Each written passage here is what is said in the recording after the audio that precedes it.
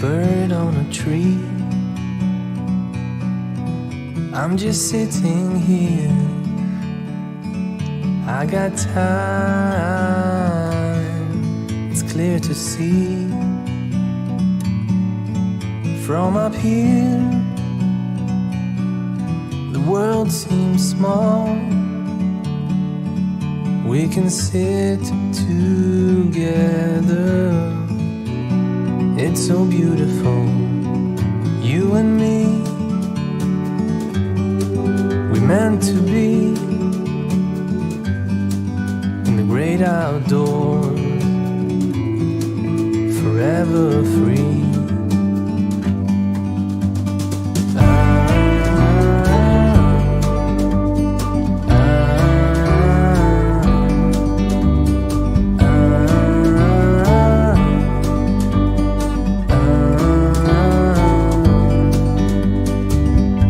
Sometimes you need to go and take a step back to see the truth around you. From a distance you can tell.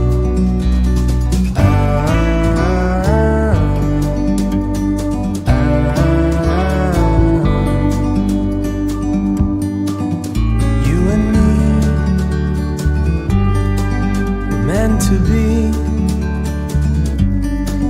in the great outdoors, forever free. You and me, meant to be in the great outdoors,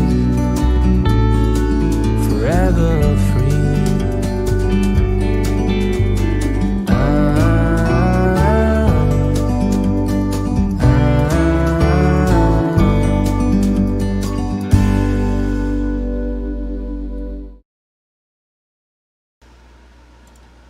Greetings, Glitter Gang. Happy Thursday. I hope you're having a great afternoon. You're watching Kathryn Scraps Live, and today we'll be working on the Ketchatag Remastered album, the landscape version, which is also the school version.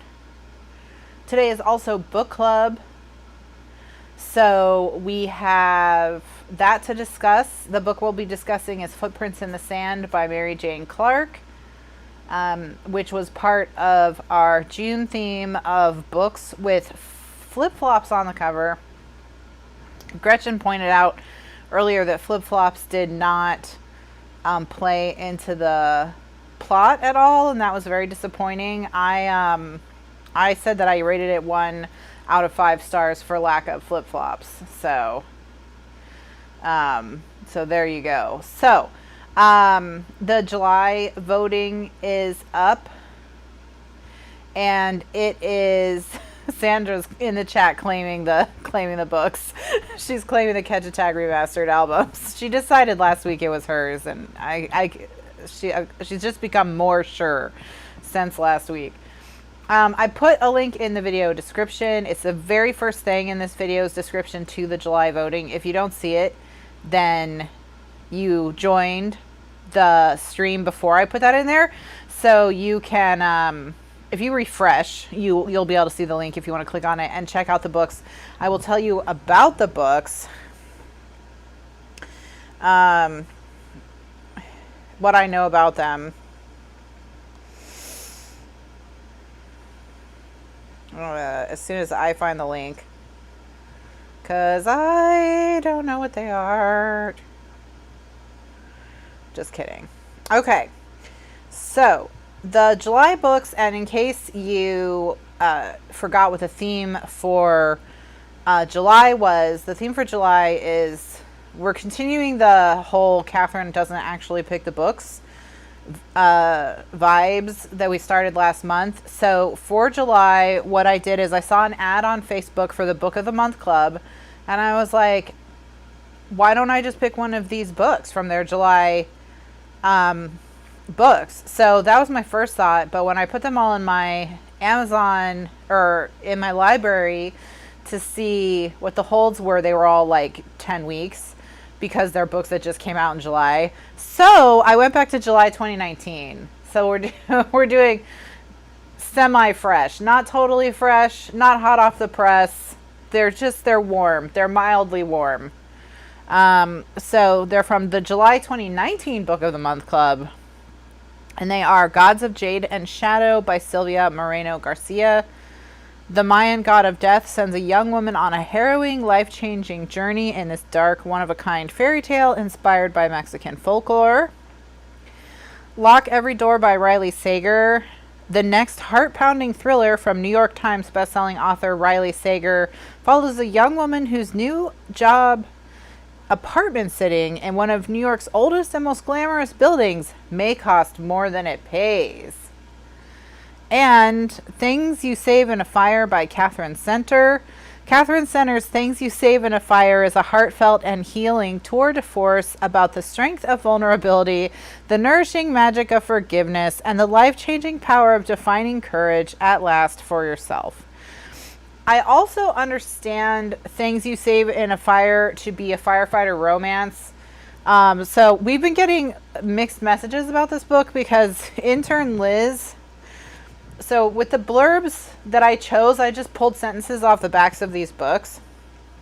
But with with with the things you save in a fire, the Washington Post's reviewer distilled it down to one sentence this way: a spirited independent heroine meets a smoking hot fireman in center smart romance. So the heroine is a firefighter. So it's like a firefighter romance, or it's a tour de force about love, loss, and forgiveness. I don't know what it is. Maybe it's both. Maybe while falling in love with a smoking hot fireman, she's also learning about love, loss, and forgiveness. Who knows? But it sounded like the two different sentences made it sound like two totally different books. So we don't know. We don't know what's going on with it, but so there you have it. So those are the July books. So go ahead and vote on which of those books sounds most interesting to you. Of course, I included links that you can click on to get more detailed information about the books. So, you never know. What I've learned from doing the research on the books for book club this year is that what reviewers say about books is all BS, and you can't trust anyone. So that's what I've learned. I don't know what you have learned. I mean, I'm assuming you've learned that I don't know how to pick books for book clubs, but I mean, maybe you've learned other things. So currently, the book with the most votes is Lock Every Door by Riley Sager. And the book with the second amount of votes is Things You Save in a Fire by Kathryn Scraps. Now, if you can always vote for more than one thing in book club. So if there's a book you're like, I don't want to read that one, I don't care as long as it's not that one, you can vote for all the other ones other than that one, So you don't have to pick just one book for book club. So you can vote for your first and second choice in a kind of like ranked choice voting. It sounds like the TV show 911. It does kind of, actually. It does kind of. That's the one I'm most the one I'm most curious about is probably Gods of Jade and Shadow. But it looks, wow, Lock Every Door is like really winning by a lot. So it's probably going to be it's probably going to be Lock Every Door, unless something changes if we continue in this path, which is fine because I already read that. So all I'll have to do is Google on about the plot to refresh my memory. Then I'll have a month off. So okay, so that's it. Let's craft. Let's do some crafting. Plus, I have a ton of thoughts about Lock Every Door. Intern Liz also read it, and we had a lot to say about it. So, we had a lot of thoughts. So, I think it would make an interesting discussion, but we'll see. So Fran suggested for next month 1984 Slaughterhouse-5 or Dune. I'm not a huge 1984 fan. And Dune is like 5,000 pages long, and I just can't deal with a book that has like the type of high-level plot of Dune, with like all the complex intergalactic politics and whatever, where the main characters are like named Jim and Sally. Like it just can't. It grates on my nerves. That's not their actual names. They're Paul. Paul is the dude. Is the chick Jennifer, Lisa, Jessica. Paul and Jessica, and it's just weird. I can't get with Dune. That may sound like a shallow and superficial reason to not like a book, but what I'll say is it's an indication of poor world building. So, all the Dune fans are gonna like riot. They're all gonna riot. They're like, what? This heresy. This terrible heresy. Slaughterhouse-5 or Cat's Cradle. We could do. I took a YouTube's gonna kick me off again. That's right. I took I think Mary Gilmartin's like. Turns out Dune's her her second favorite book after The Old Man and the Sea.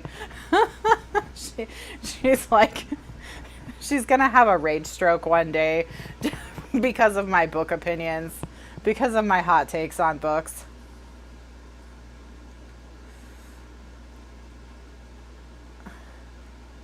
Fran says she has to wear a seatbelt now watching the show after the whole no Monty Python thing. I mean, I don't actively dislike Monty Python. I just don't love it as much as the people who love it love it. But I haven't seen, to be fair to Monty Python, I haven't seen a ton of Monty Python other than The Quest for the Holy Grail. So, and you know how I feel about The Quest for the Holy Grail. We don't need to go over that again. Okay, so let's say hi to everybody. Let's scroll back up. Donna Jet was first. So, hello, Donna Jet. How are you? And Sandra was second. She's got to get in early to stake her claim on the books. Hello to Fran and Gretchen. And Gretchen complimented Fran on her album and then remembered that it was Candy's album, which, yes, Candy finished her landscape school back Catch a Tag Remastered album already. So she's done. And she posted it in the Glitter Gang group, and you can go check it out on Facebook. Link in the video description. She's also in the chat, so hi, Candy. Hello, Priya and Carol Joan. Good afternoon to Bev and Joyce and Kimberly. How's it going, everyone? Vicky is here. Yes, it's another fabulous Thursday. Brenda, hello. Lori, how's it going? Shaka is here. What book are we discussing? Today we'll be discussing Footprints in the Sand by Mary Jane Clark, which was June Book Club. Ellen, how are you? Mary Gilmartin is here, being abused for liking books. Oh, and Pat is physically present with Gretchen, so she's also here. So she's with Gretchen. All right. So what I've decided in regards to the insert, where we're starting is the insert for the large pocket on B2. And I have decided I'm going to copy the insert for that we put on B1. I just have to refresh my memory as to what I did with it.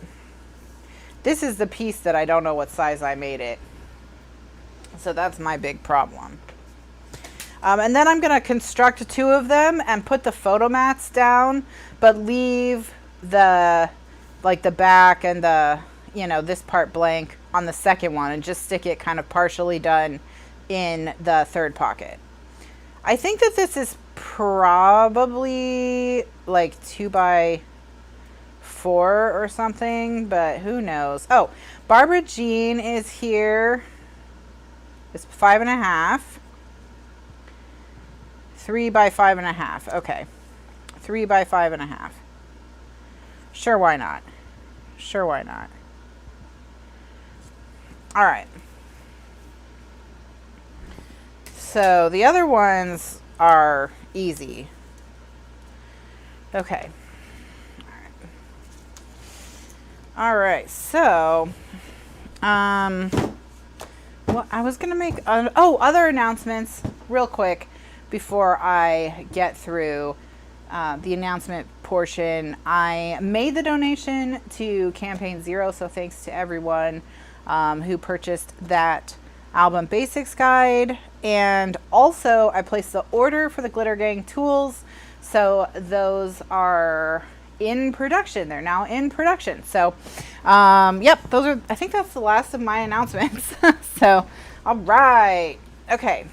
What I'm going to do is I'm going to write down the sizes for this so that I don't have to remember between the two. So we've got one starting from the back, one at 6.5 by 8 7/8, then 1 at 7.5 by 4.5, then 1 at 4.5 by 4.5, then 1 at 6.5 by 3. Okay, so I'm just gonna have that there so that I can actually, it's not going to be sitting there because I have to take it with me to the chopper. So while I'm chopping, let's talk about, we can start talking about footprints in the sand. So how do I want to start? Let me start with a recap of the general premise, and then we'll go from there. So essentially, Footprints in the Sand is about is a cozy mystery. So typically, the genre of cozy mystery, what's going on with that genre is that someone whose job it is not to investigate crimes. So not a detective, not a police officer, just like a normal person, while engaged in some other activity, usually related to their job, will come across a murder and then solve it. Oh, okay. So the one that's 3 by 6.5, the reason why it's such a weird size is because this is kind of what's left over when you cut the first piece, the big piece. So it's 3 1/8. So I'm just going to cut 1/8 of an inch off it, and then it'll be ready. So that explains why I made it that size. So mystery solved. Past Kathryn was just being efficient. She was just being efficient.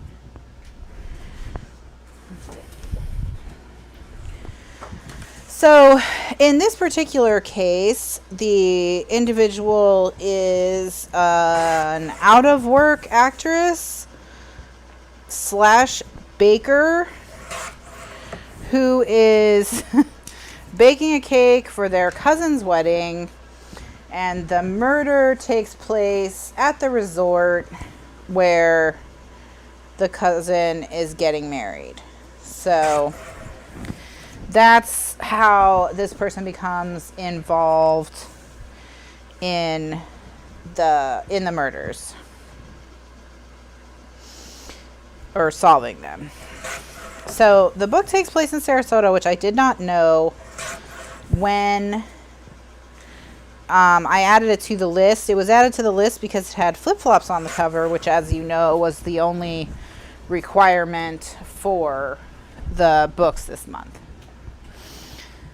All right, you can get all the pieces for this out of one sheet because you can get both the 7.5 by 4.5 and the 4.5 by 4.5 out of this scrap, which is a scrap left over from cutting the first two. So I think that's why we have all the cuts we have, is because they were all out of one sheet. So that's why she's there at this resort. And that's about it as far as plot. I mean, there's a lot of plot. I mean, oh my gosh, is there a lot of plot? There was a lot of plot. But that's the premise, at any rate. So, yeah.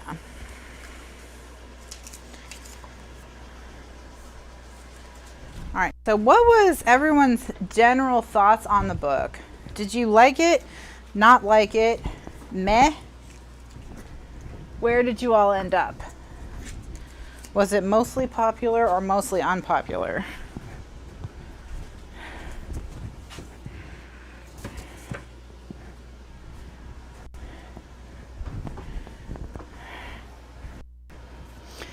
My theory about books is that most books are just okay. That most books are meh. That most books are just okay. Which is why I rate most books 3 stars. So, although I think this one I might have rated I don't know. What did I rate it? Let me see what I rated it, because I felt like rating it 2 stars. And I'll tell you why. But then I think I went back and was like, Oh no, I did give it 2 stars. I stuck to my guns. Okay, so I'll tell you why I rated it 2 stars instead of 3. And the reason why is because I don't think it's a good example of its genre. So I am going to explain my rating system as soon as I give you the scores for this piece, or these pieces. All right. And then I'll explain why this one lands where it lands.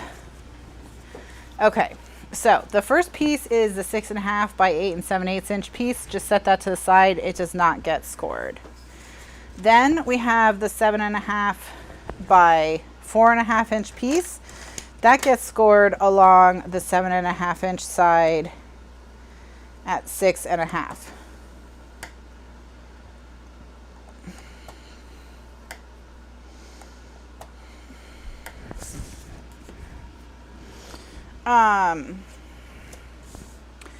Then we have the 4.5 by 4.5 inch piece,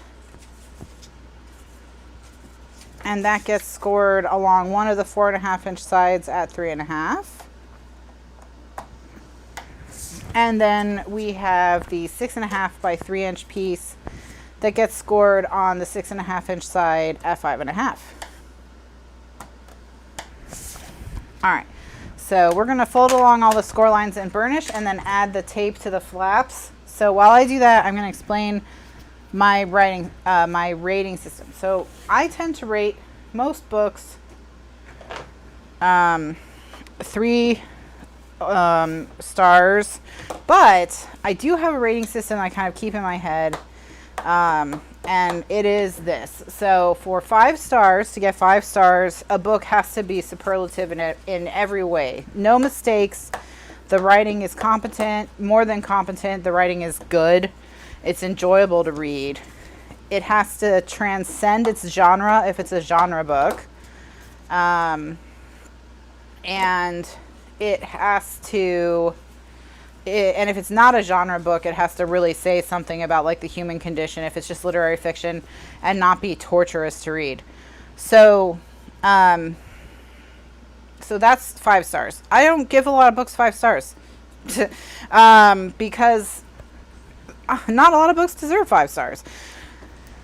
4 stars would be a book that is really, really enjoyable if it's not genre fiction. And if it is genre fiction, like an excellent example of its genre, like a superlative example of its genre. 3 stars would be, this is a good book for books that aren't genre fiction. And for genre fiction, this is a good example of its genre. This is exactly what the genre is designed to do. Anyone who's a fan of this genre would really enjoy this book. 2 stars would be, we're starting to really fail. Didn't like it, didn't hate it for books that aren't genre fiction. And for books that are genre fiction, where did I do the, okay. For books that are genre fiction, it's a poor example of its genre, but super fans of the genre might still find something there to enjoy, which is what I rated this one. And then 1 star would be, this book has no redeeming value. No one should read it. I absolutely hated it. Like it made me mad that it got published. So very few books do I give 1 star to, because usually I just don't finish books that I feel that way about them. So, so let me tell you why I thought this book was a poor example of the cozy mystery genre. I thought it was too dark in content and too light in tone. I felt a sort of cognitive dissonance when I was reading this book that I don't feel when I'm reading a lot of cozy mysteries, that made me really question cozy mysteries in general. Like, it made me think about, what are we doing reading these like light, fluffy, fun books about people getting murdered? And usually when I read a cozy mystery, I don't have this thought process. So usually, you know, so something about this book like triggered me to go down this philosophical road about the whole genre of cozy mysteries and like what it says about me as a person, that I've enjoyed them in the past, and why we think it's okay to talk about what's a really serious subject, murder, with such a kind of lighthearted tone. And I think the reason why that this happened to me is because of Levi's character. I thought everything that happened with Levi was really dark, and belonged in a more serious novel. So that's kind of what happened with me. So I don't know if anyone else felt the same way. But like I've read like Joanna Funke's books.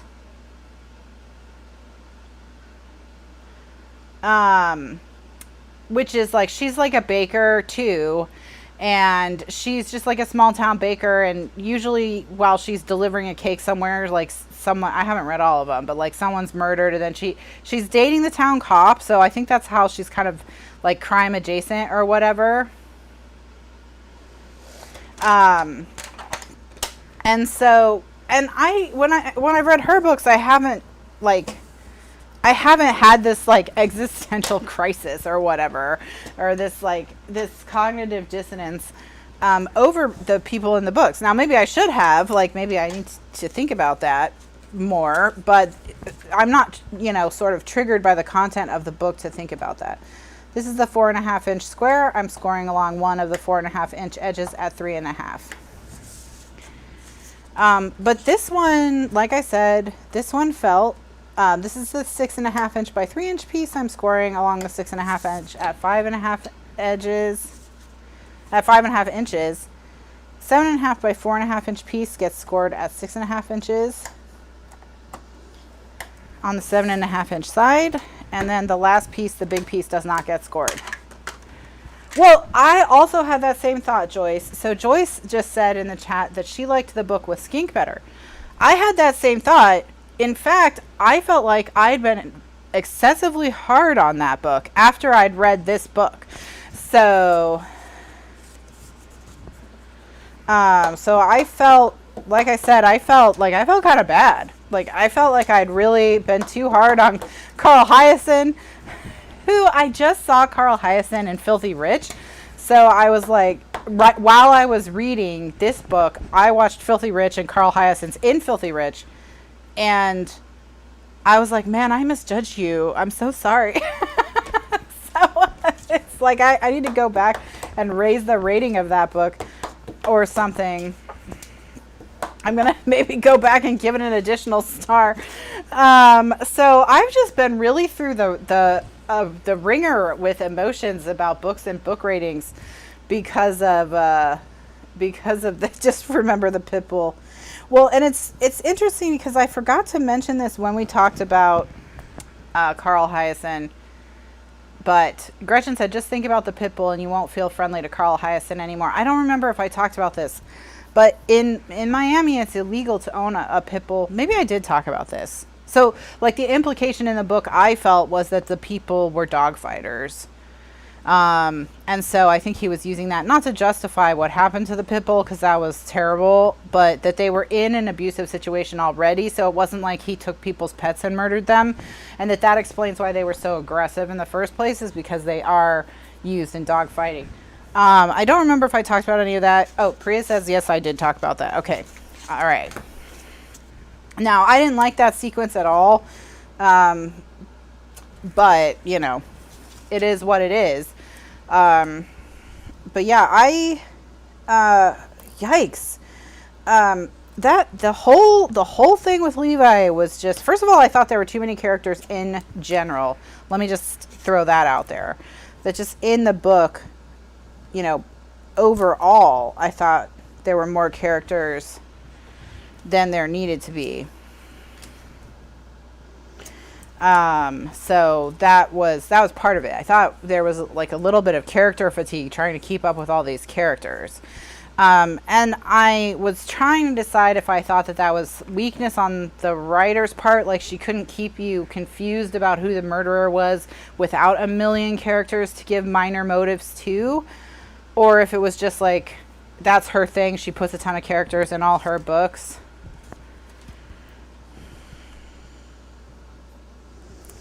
Yeah, in other words, so Levi could have just come in, could have witnessed the murder, made the hex sign, and then everything that went down in regards to the hex sign being given as a gift could have happened exactly the same way without Levi committing suicide. I mean, that was just crazy dark. That was crazy dark. So, yikes. Yikes.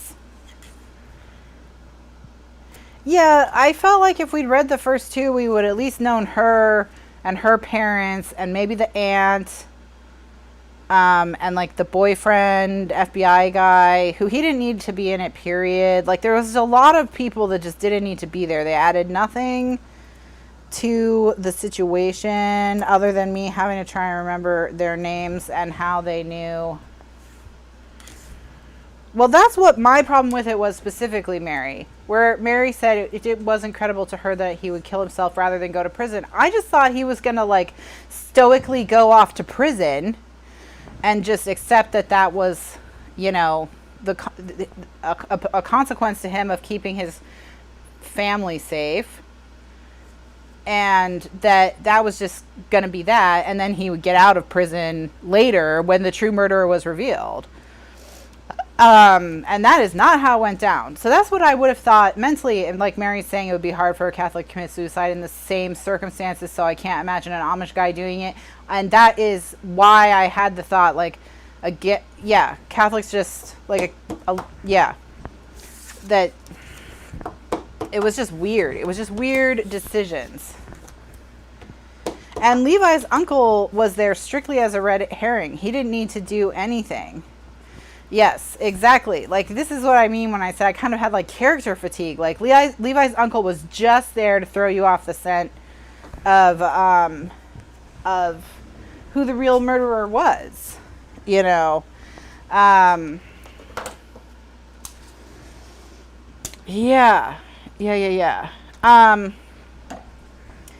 Okay, so, also, the canoe renter / drug dealer guy was just there to make you think that the doctor's prescription pads were getting stolen, instead of thinking that the doctor was using his prescription pads for illegal drug reasons. So, which is a problem I have with the writing, which is when we're reading the book from the doctor's perspective, because you are getting a third person perspective from kind of inside their heads, from their point of view. The way he thinks about his prescription pads is not consistent with the way a drug dealer would think about their prescription pads, and so that is deliberate. I felt that was deliberately misleading, because it introduced a mystery of what's going on with the prescription pads when he wouldn't have been confused about what was going on with the prescription pads. You know, that's not a thought he would have had as the drug dealer. So he knows what's going on with his prescription pads is that he's selling them to drug dealers. So, all right, so I'm going to center the 6.5 inch by 8 7/8 inch piece on my board here. And what that's going to do is that's going to give me a place to line up the piece that goes on top of it. So I'm going to start with the larger piece. I like how we're all just going to tear down this book now.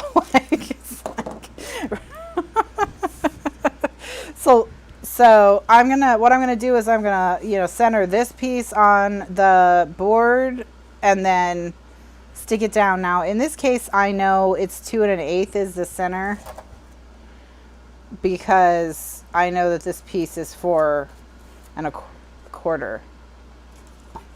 right? Oh no, it's not 2 1/8. Ugh, it's 2 and yeah, deconstruct. We're not tearing it down. We're deconstructing it. That's right. We're gonna go Derrida all over this book's piney. Okay, so yeah. Mary says maybe Levi represents Jesus Christ and his suffering and sacrifice. Maybe Levi represents the old man in the sea. It's a literary reference.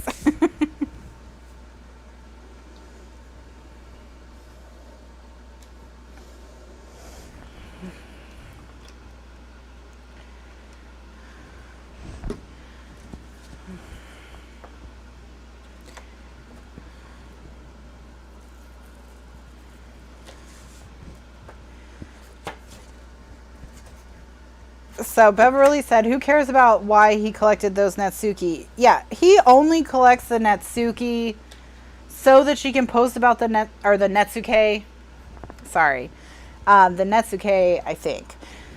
So he only collects those so she can be impressed by them, so she can take a picture of one, so she can post it on Facebook and someone can tell her the solution to the mystery.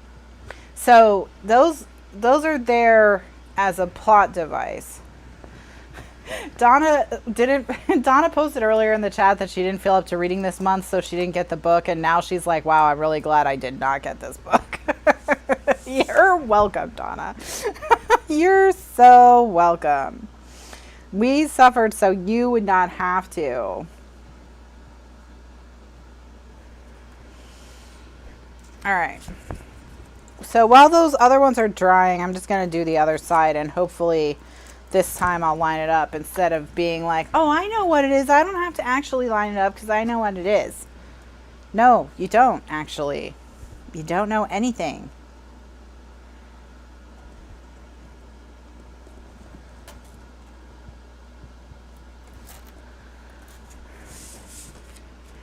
I'm just thankful. Priya says, I'm just thankful it was a quick, short read. Sure, absolutely. Like, imagine if this had been some, like, really serious book that we had to slog through for 500, 600 pages, and we're like, nah. All right.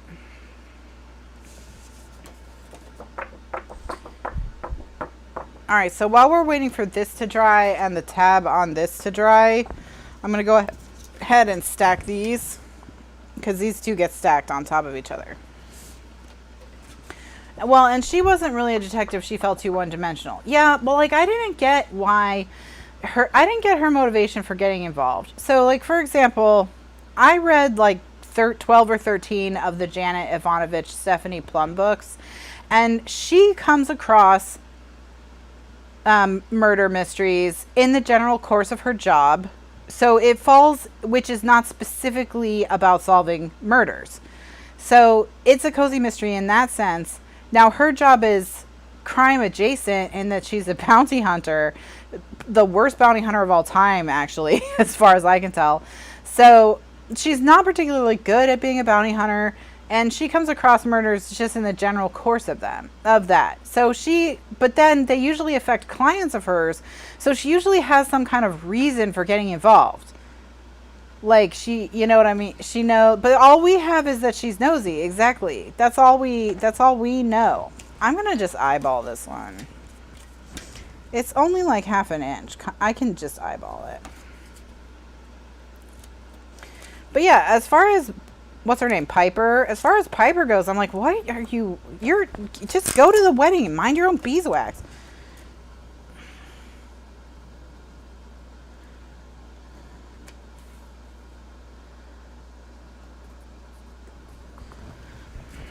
The other thing that I found really annoying is how at the end, the land developer was like, you know what?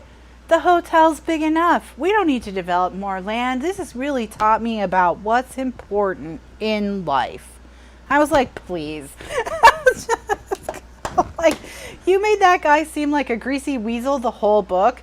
So again, so you would think that he had a reason to murder her. And then at the end, he's just going to be like, you know what? What really matters is love. Please. Please. No. What? What the heck? I don't think so. I don't think so. So many issues. So many issues. It's so fun. Wow. I don't know why I'm getting like madder about this book than like any other book we've read on this show. But because I didn't like hate it while I was reading it. What happened to me was, you know, I read it. It was really quick. I read it all in one afternoon. And then I was like, what the heck did I just read? And then I started thinking about it. And then the more I thought about it, the more I was like, the more problems I had. And yes, and Levi died for no reason. It's just horrible.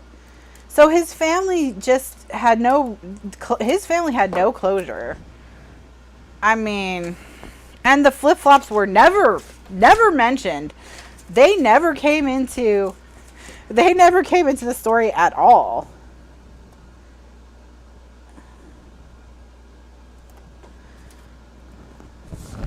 Maybe the author, and there were no footprints in the sand either. No, there were no footprints in the sand. False advertising on top of mediocre at best writing.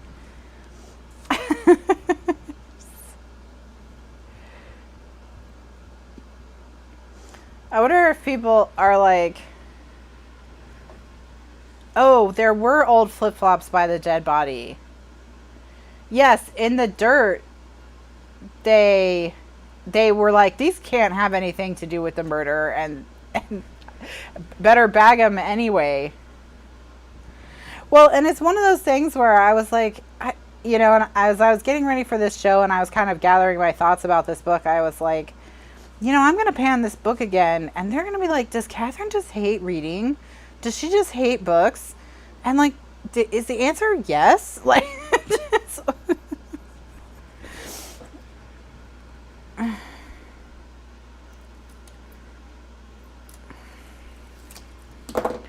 well, and I thought that there was no shoe wear. There was no footwear with the body. That was like a clue or something, or a problem with it, or I don't know. But like, that was solved by, you don't need to wear flip-flops on the sand in Sarasota because the sand isn't hot on those beaches aren't hot. So it's like a non-clue, or it's like a clue that wasn't a clue that they then had to like explain through the book that it wasn't a clue. So Barbara Jean says, so what you're saying is maybe cover art is not the best way to choose a book to read. Yeah, like maybe you can judge a book by the cover. Were the footprints, were the flip-flops a metaphor for something? Look, I don't think there were any metaphors for anything in this book. I'm not going to give the author. So with this 3.5 inch piece, I'm going to hook it on the 6.5 inch piece so that when I lay it down, I know that they don't bump into each other. Okay.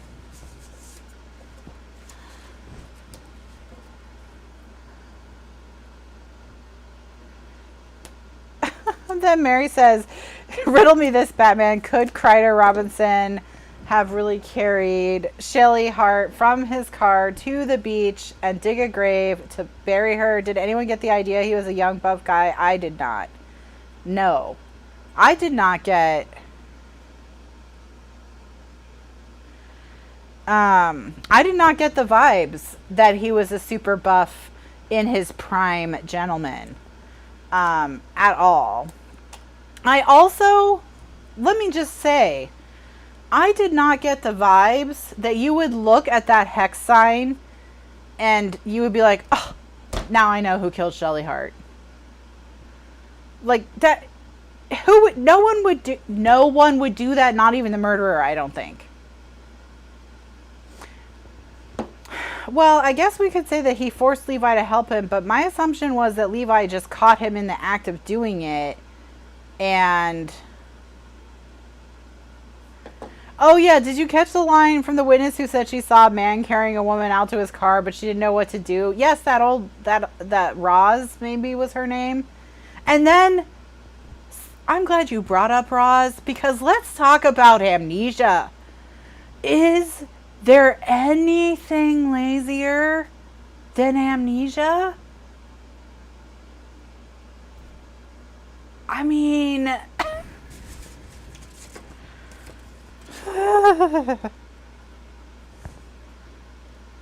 okay, so I'm going to hook this on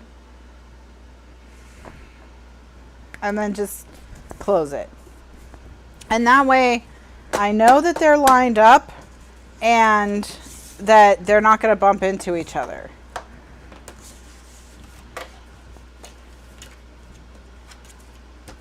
Oh, so Kathryn says the only thing lazier is people waking up and realizing the whole season was a dream. Fair. Fair. That's true. That is, so you have people waking up and realize the whole previous season was a dream, then amnesia, and then a wide gap and like, oh wait, no, body doubles. Like, you thought so-and-so was dead, but actually he's not. But then that person is a body double. So, okay, so there's that. So now these pieces are probably dried enough that I can do them. So, with these, since this one's, it's the same thing, I'm just going to stick it in there and then fold it under.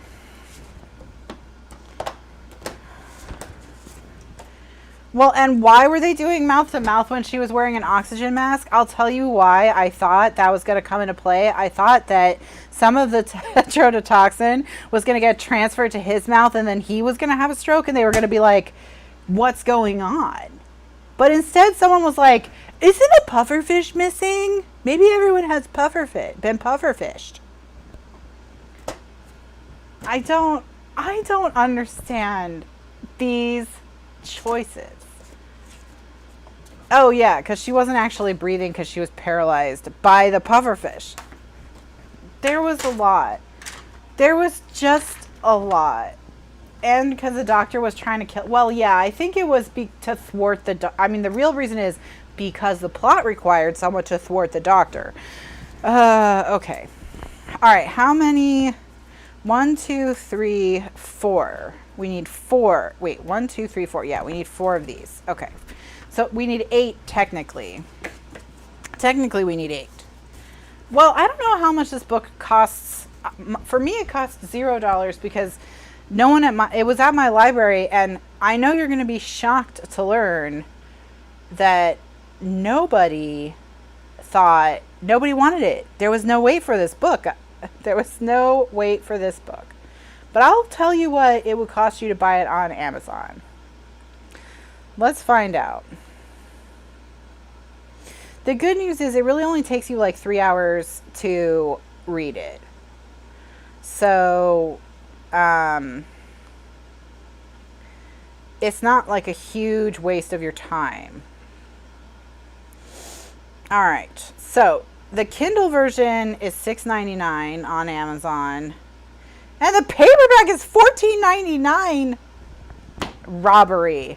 Robbery. That is robbery.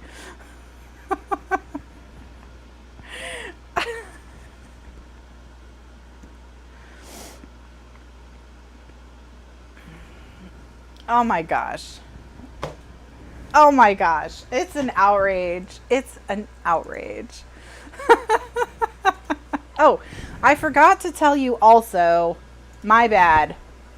I forgot to mention that I know this month a lot of you read all 3 books or a couple of the books because, you know, a lot of them had like fun beach vibes and it's that time of year and what have you. So, yeah.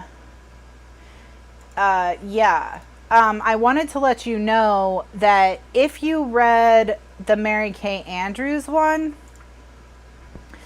and you want to know more about the author or anything, that Judy Webb found that she's going to be giving an online talk about her most recent book. And so if you're a fan of her as an author, or you read her book and you want to know more about her or anything like that, she's a University of Georgia alum, and she's going to be giving a talk for the University of Georgia, but it's going to be online because because of the current world situation. So I put a link to that in the comments to the discussion, to the Mary Kay Andrews University of Georgia discussion. It's going to be on July 16th.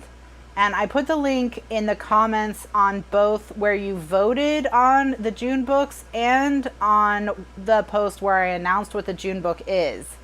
So, and I'll now put it in the chat. So if you're in the chat, of course, you can just, whatever, you can just click on it. But if you're listening to the recording, it's in the comments of the poll for June, and it's in the comments of the book announcement for June. So both those places in the group. And then I've just posted it in the chat for those of you who are watching live. But yeah, Judy Webb found that and sent it to me. So I know some of you had posted that you read all 3 books or that you liked Mary Kay Andrews. So those are all there. Though it's there for you if you're interested. All right, let's check and see what's winning. Okay, so Lock Every Door is still winning, but the gap between Lock Every Door and Things You Save in a Fire has narrowed. So, all right. Okay, so yep, so that's another announcement. Okay, so we need 8. I have put Gods of Jade and Shadow on hold at my library already, and I'll probably read it either way, Mary. Yeah.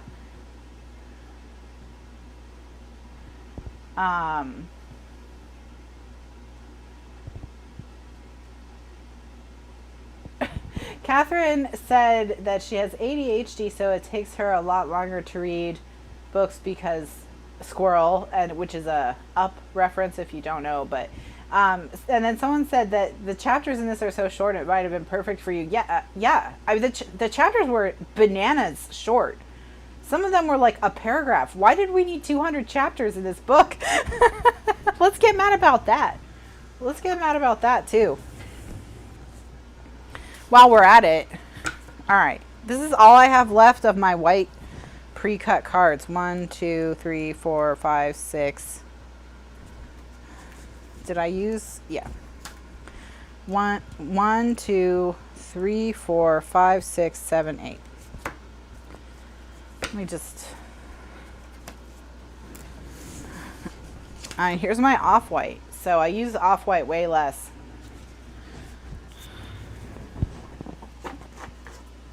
Okay. All right, so I'm going to stamp on these. Kathryn said I've already got a hold on Gods of Jade and Shadow at the library, and I'm going to read that regardless. Yeah, that's I'm going to read that one regardless too. That one looked really interesting and different. So, but I'll read Things You Save in a Fire if that's the selection, and I already read Lock Every Door if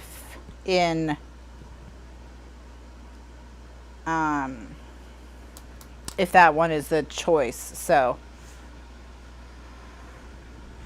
your library has a 6-month wait for Lock Every Door. I think I had to put it on hold when I read it too. So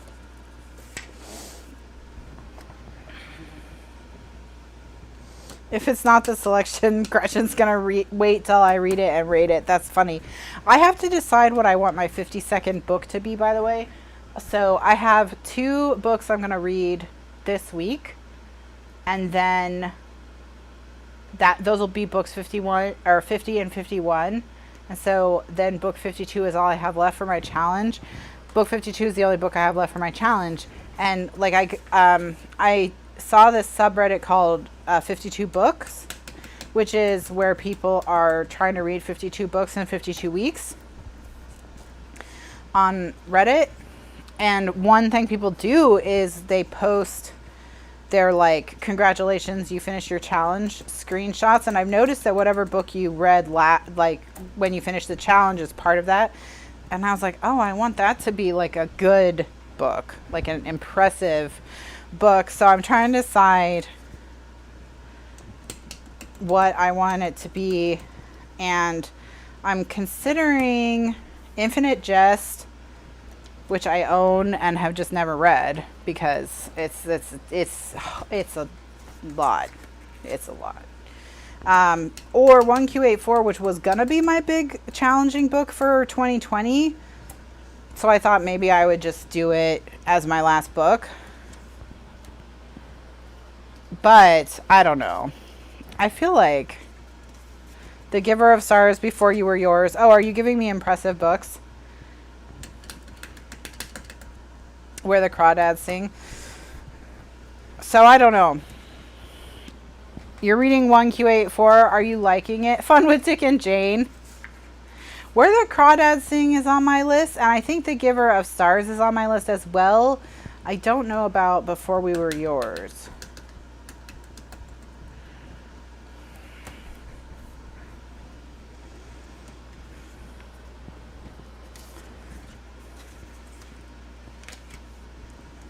I just read, the book I most recently read is Panic,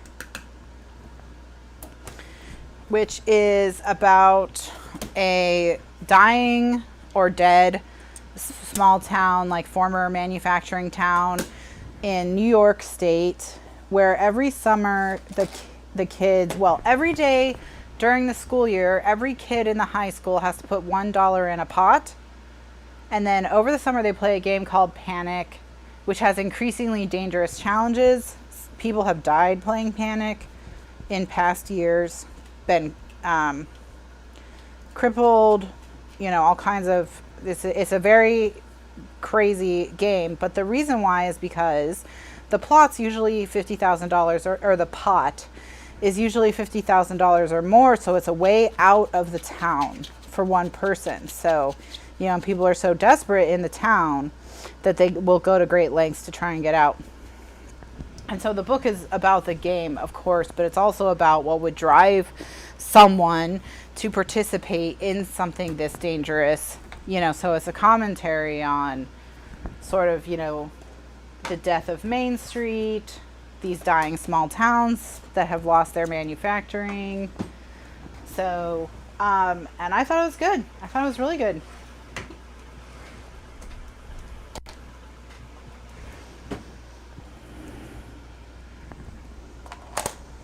So, all right. I have a friend who only reads naughty books. That would be funny if a naughty book showed up on your completion screenshot. Yeah, like just like the most basic bodice ripper cover. So, Kathryn says that she's only 70 pages in, and it's like 1,000 page. It's three. I think it's technically 3 books, but usually it is packaged as like one whole book now, but I think it was published serially, so it was published in 3 volumes. 50 Shades of Grey. Sadly, I have already read 50 Shades of Grey, and I don't think I could make myself reread it. Nicholas Sparks. Nicholas Sparks is like, my goal is to make everyone cry. He master of melodrama. Okay, so let's tape these. Yeah, Kathryn is reading it on her iPad, and at the font size she's chosen, it's 1,400 plus pages, so it's a lot. Leanne doesn't think she could reread 50 Shades Fran said, I hated 50 Shades. I read it because my niece wanted to read it. Yeah, I'm pretty sure I gave 50 Shades 1 star. I can't imagine I gave it anything more than that.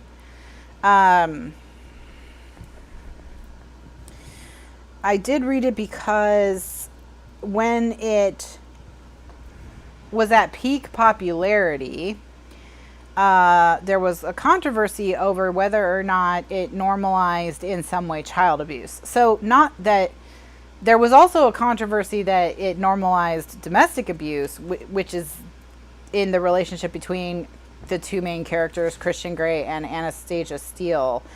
But there was also an allegation that didn't get as much play in the media, that it normalized child abuse. And I read it to see if it did, because I've read a lot of books about child abuse, just because I worked in child abuse prevention when I had a professional job. And so it has kind of stuck with me that I keep books that become famous for portrayals of child abuse. I do read a lot of them. Like That's Why I Read A Little Life by Hanya Yanagihara. And that's why I read a List of Cages, which is excellent, recently. Judy, we'll talk about it again. You're at the doctor's office with the hubby. There's still so much I have to say about the book. I'm sure we'll talk about it again tonight. We've actually been kind of derailed to talking about other stuff. But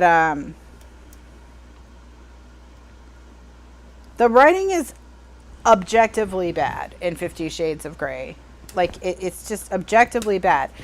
Not only is the grammar poor, the word, and it's just not beautiful language, that's a pleasure to read, but the localization is awful. And if you don't know what localization is when a book is when something is set in a specific place, you have to make the writing match, the writing needs to match that place. So for example, if you set your book in Seattle, people should not be drinking tea. What should they be drinking? If they live in Seattle, what should they be drinking? Is it tea?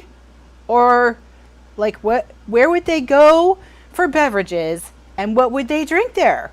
Question mark. That's not tea. It's not tea. They would drink coffee, people. You could maybe have one character that prefers tea, and that's like a quirk of their personality, but the vast majority of the people in the book would be going to Starbucks and drinking coffee. They wouldn't be drinking tea. So oh my gosh, that was irritating. She talked about people wear jumpers, not sweaters. It's just UK English and UK slang used throughout the book. It just, oh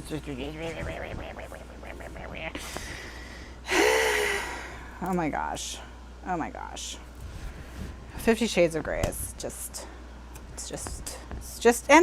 the whole series of books takes place over the course of something like 90 days. It's just crazy. There's just no sense of how to end a scene. Because she doesn't know how to end scenes, she literally describes every minute of every day that these people go through. There's no time jumps. I mean, every time they go in an elevator, they have to have a chat about something while they're riding in the elevator. She doesn't know what to do with people. It's just so tedious. I mean, and look, if you enjoyed 50 Shades of Grey, fine. Because people can enjoy trash for various different reasons. There's plenty of objectively bad books that I've read that I've enjoyed over the years or whatever. It's fine, whatever. But I can promise you there's better written erotica out there, okay? This is not the end all be all pinnacle of that type of writing. So why it's the one that became so famous, I don't understand. Yeah, she just wanted to write a bunch of sex scenes and didn't know what to do around them. Yeah, she doesn't know how to get from sex scene to sex scene. Yes, because she's not a skilled writer. Now we're talking about Titanic. So, do you want to hear my hot take on James Cameron? James Cameron is, let's just switch topics. You can hear all my controversial opinions. I think James Cameron is one of the greatest art directors of our time, and that he should have stayed doing that, because I don't think he's a great director. And so I think, like, when you think about what's amazing about Titanic, it's all the art direction type stuff. And when you think about what's bad about Titanic, it's all the stuff that would fall under like a director, you know? So like, that's kind of like what I think about James Cameron. So if you think about Terminator 2, for example, I mean, just the art direction of Terminator 2 is incredible. The factories that stuff's taking place in, the just the design of the Terminators themselves, what the world looks like in the future, like all of that kind of stuff that's so great about Terminator 2, that's all the art direction stuff. So when you think about Titanic, what do you love about Titanic? I mean, the ship. That is a masterpiece of set design. Absolutely do not want to take away one iota of credit due to James Cameron because of that. Okay, he's one of the most talented set directors of the modern era. The art directors, they're called. You know, but like, I mean, or he did the art direction for Alien too. Not Alien 2, Alien also. So like the one that Ridley Scott directed, the first one, James Cameron did the art direction for that. And again, that's some of the greatest art direction ever on film. I just don't think that as the director, the guy responsible for the big picture, I don't think that's not his area. I don't think. So I think that's why there's kind of like mixed feelings about Titanic, because the art direction is so impeccable and so fantastic that you are like, I mean, just what an achievement. I mean, just what an achievement of film that movie is. But then there's the plot and the acting, and it's like, is it the best? I don't think so. So I think he needs like collaborators. You know, he needs to find someone where they direct in tandem or in a team who can steer the ship, so to speak. All right. Just gonna check.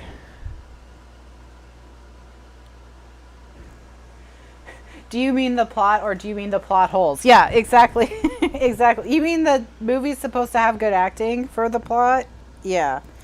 So that's my James Cameron controversial opinion. Well, I heard how DiCaprio was cast. That they were going to go with Matthew McConaughey. That they, being the casting directors, the casting directors had pretty much decided on Matthew McConaughey. But when Leonardo DiCaprio came in to do his screen test, like every woman in the building who worked in the building came to try and get a glimpse of him. And that's why they ended up going with him, because they thought he was like the new hotness, you know.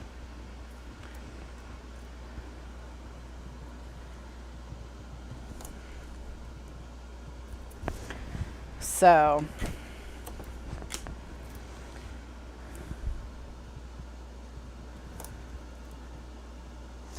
but yeah, I don't know. I mean, Titanic, again, what an achievement, really. The construction and sinking of the ship is phenomenal, impeccable, incredible, you know, amazing. He deserves all the credit in the world for that. But as a cohesive whole, the movie is not, you know, it's not it. It's not there. So I think that's why there's so many like mixed feelings about the movie, because there's stuff that is just so worthy of praise, and then there's stuff that's just not. But when we talk about films and any kind of art, books, movies, whatever, you have to take it as a whole thing. It's a whole film, it's a whole book, it's a whole painting, whatever. The only thing wrong with Titanic was that Leo didn't fit on the door. I saw an interview with his name has gone out, Tom Hardy, and they were asking him for times he's cried in, the last time he cried in a film or something like that, and he said Titanic, because there was absolutely room on the door. That was his answer.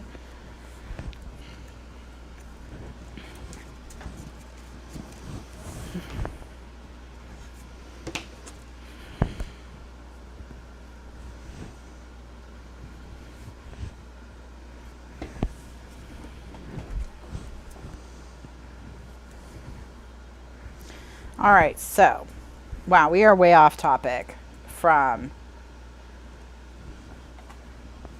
Yeah, so George Lucas would be an example of, like, kind of the like, he's good at, like, the big picture, but not great at the hands-on stuff, but he insists on being hands-on with everything, so he micromanages projects to death.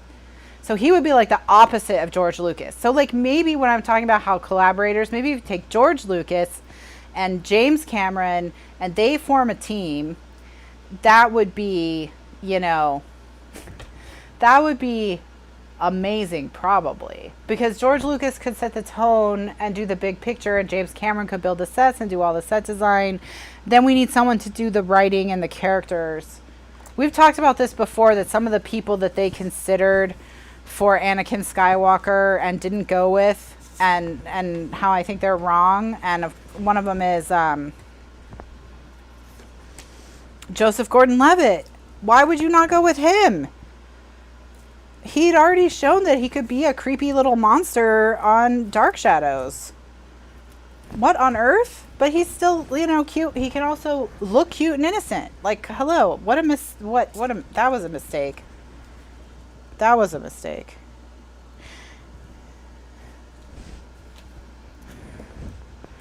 Yeah, I mean, in Outlander, they both held on to a much smaller piece of wood. There you go. There you go. We have cinematic proof that it can be done. Joseph Gordon-Levitt would have been great. I agree. I mean, I know I just said it, but I'm also agreeing with Fran. Fran co-signed, and I'm co-signing her co-sign.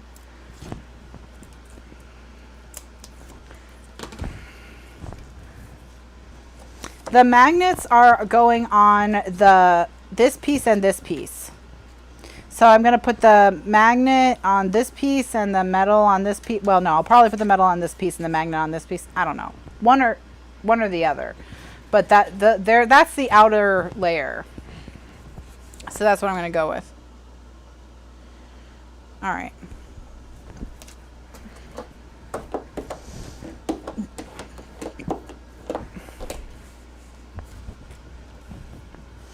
So anyways, and I think the reason, you know, that's one of the reasons that Star Wars was so successful is because George Lucas was not involved in the editing process of that film.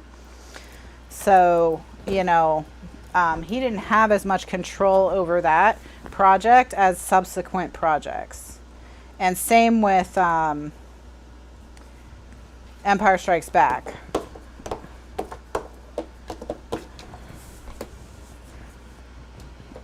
You know, he wasn't George Lucas at that point, so, you know, he didn't have that same level of control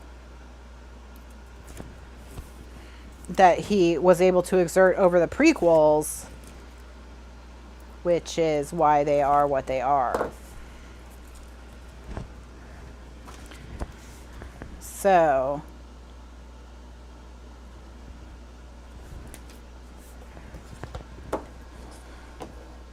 yeah, George Lucas should be a producer and not a director.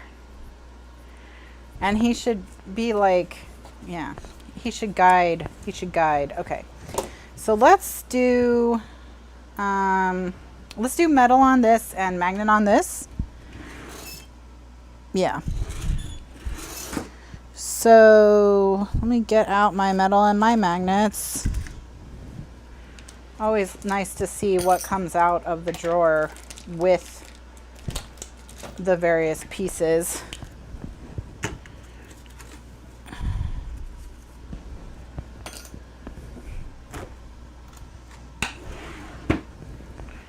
It's always a surprise. It's always a surprise. All right.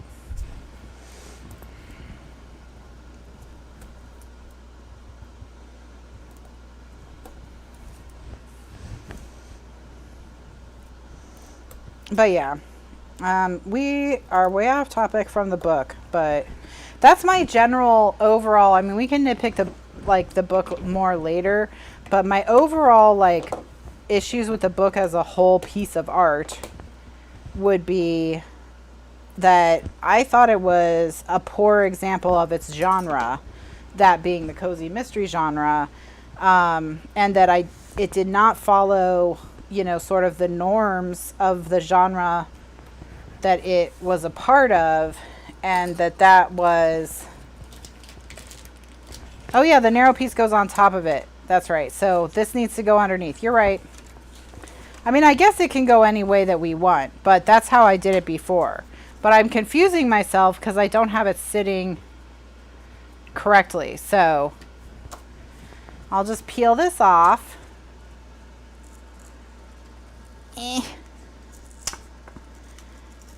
Okay, wow. That really did not want to come off. Look, it crumpled up the piece. Wow, you were strong little devils. Always. I'm going to kind of try and bend this back to be flat. All right, so we'll put the metal on this, and we'll put on the 3x4, and we'll put the magnet on the flap, the flappy doodle. And these metal pieces are tin roofing caps. And because they're tin, they have a little bit of iron in them, and so they will attract a magnet.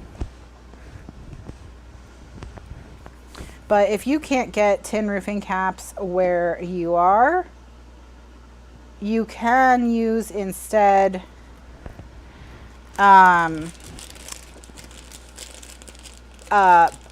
palette, the metal pieces for eyeshadow palettes, like you can get from MAC or Z Palette or one of those. Or you can use washers from the hardware store. That's what we used before roofing caps, before we knew about roofing caps. Or Fran says, if you need tin caps, she's got some. Contact Fran for tin caps. Oh, and we sell them in our store. Oh my gosh. Before they went out of stock, we bought a bunch. KathrynScraps.com. You can get them at KathrynScraps.com. Oh my gosh. I'm like, who sells them? Where can you get them? We bought like 100 pounds of them, so we have a ton.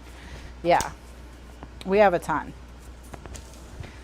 Oh my gosh. I'm a great salesperson, right?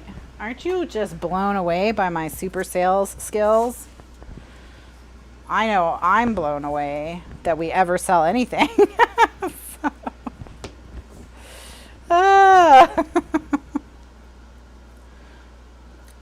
Yeah, at Kathryn Scraps. Way to talk up your store. Yeah, at KathrynScraps.com, we sell tin roofing caps.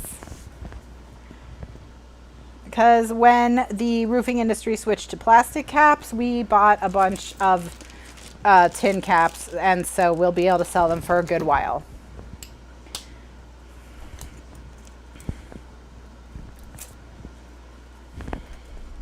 Way to talk up your store. I know. What the heck? What the heck? All right.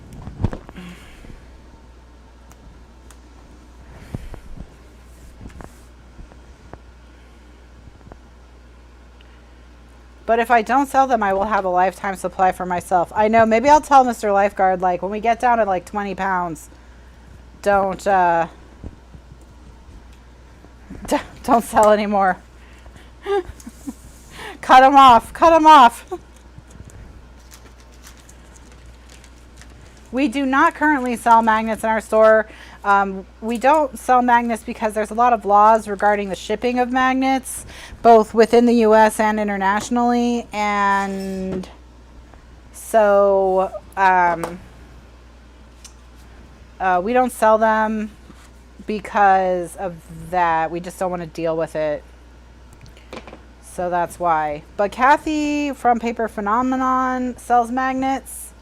And then also, if you go to the Glitter Gang and you search magnets, there's been a lot of links shared of where you can get magnets in the Glitter Gang Facebook group as well. So just search in the group for magnets and there's a bunch that will come up. All right, so this one's done. And now I'm just gonna put the photo mats in this one and then it will be done. And then we can, the tin caps say out of stock in my store. Okay. When that happens, that's because we just sold however many we said we had and Mr. Lifeguard hasn't added more, but I know that there's no way that we're out. So let me just text him real quick to add some more.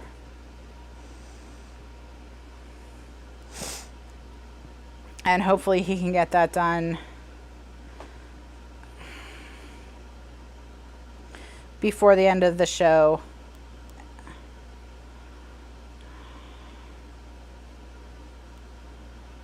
Hopefully we're not actually out of stock of tin caps.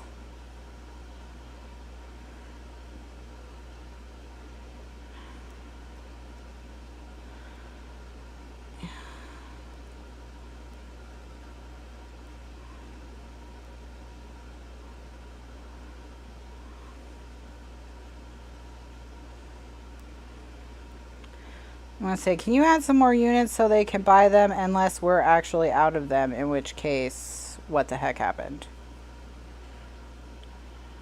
Oh, he says sure thing, he can add more units. Okay, cool. All right, thanks. All right, I'll let you know when they're back in stock. Okay, I didn't think we were out. How are Kitty and Tiny? Did you get the screen repaired? I've missed a couple weeks. If Kathryn's out, contact Fran. Yeah. Sounds like we're not out. We're not out. Woo! So we did get the screen repaired. We had the entire bottom screen of the enclosure replaced with a screen for medium-sized dogs, for keeping medium-sized dogs in. So we figured, rather than just replacing the 3 screens that they broke, by the time they were done, they had broken 3 screens. So rather than just replacing the 3 that they had broken, we figured we would just get ahead of the issue and replace all of them at once while the guy was there with screen that we knew would keep them in. So I know, Priya, wouldn't you be, Priya says she would be shocked if we were out of tin caps. Yeah, 1 screen broken for each cat. Exactly. I would also be shocked if we were out of tin caps, because that would be nuts. But because like I said, we do have something like 70 pounds of tin caps.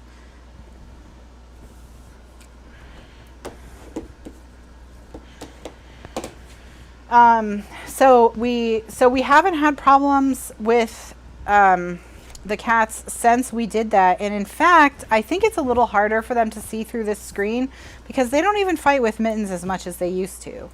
They, every once in a while there will be a little bit of a half-hearted squabble, but really we're not hearing the nightly throwdowns, screaming through the screen, throwing themselves at the screen that we did before we had all the screen replaced.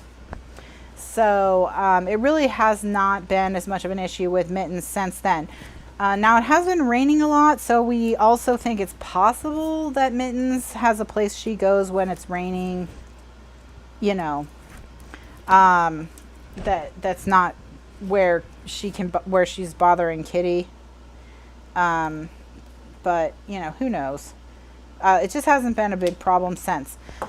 We were able to get my sister's fiance's parents got new furniture in their pool area, so they gave their old pool furniture to us, and so that enabled us to put all of our old furniture, put it around the pool enclosure, so now the cats can sit on our old furniture and look out through the screen, and they're kind of higher up, and so they've been doing that a lot. So they've been a lot more chill just in general lately, the cats. The other thing they really like to do is lie in the shade under the chairs, and I did post that video of Tiny Cat lying in the shade under one of the chairs asking for pets. I posted that in the Facebook group. Okay, so one of these is going in the last pocket, so when we get to this page, what?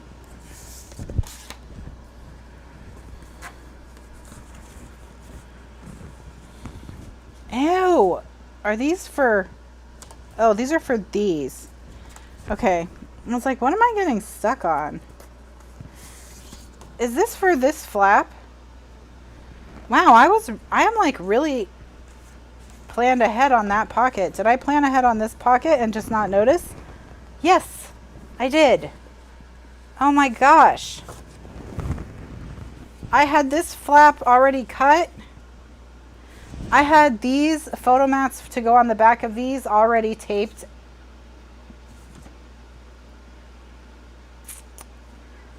That's a little annoying. All right, well, cool.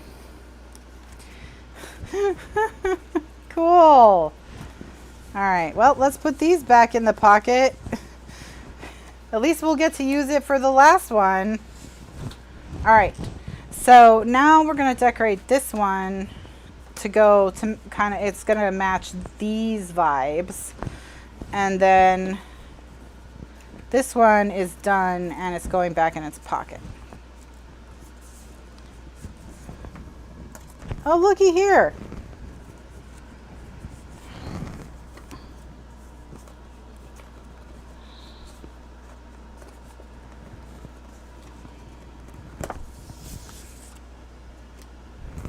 Now this one I must have noticed the photo mats, but I didn't notice that the scrap. So I'm all over the place. I am all over the place. All right.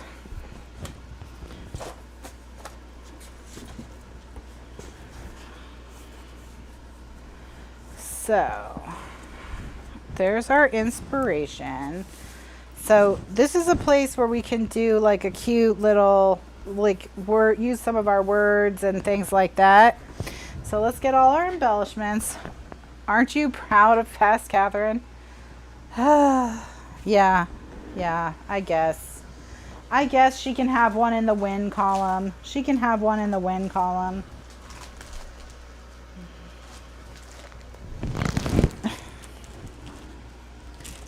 Please be gentle with my book, Sandra. Oh, good. Oh my gosh.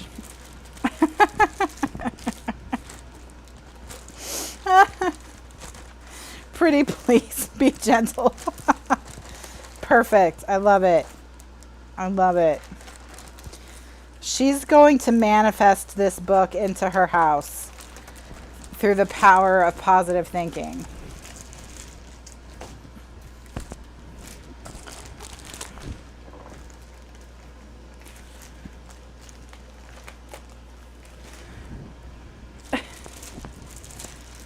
The strips can be used for paper quilting. Yeah, we have plenty of scraps, so.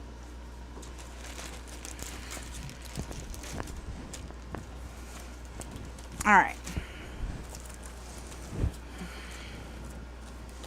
So let's start with maybe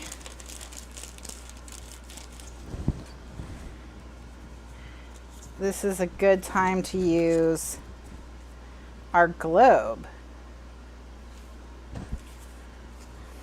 All right, what if we could put a little quilt behind the globe?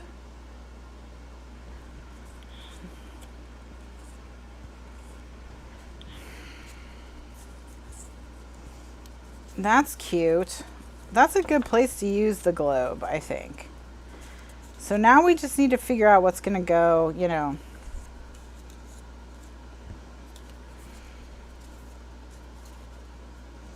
Or this could be a good place to use the alarm clock.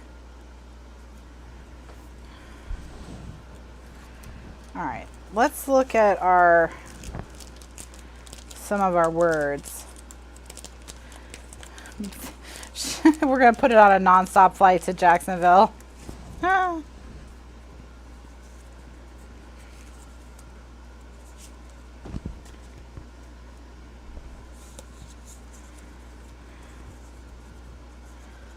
See what we've got.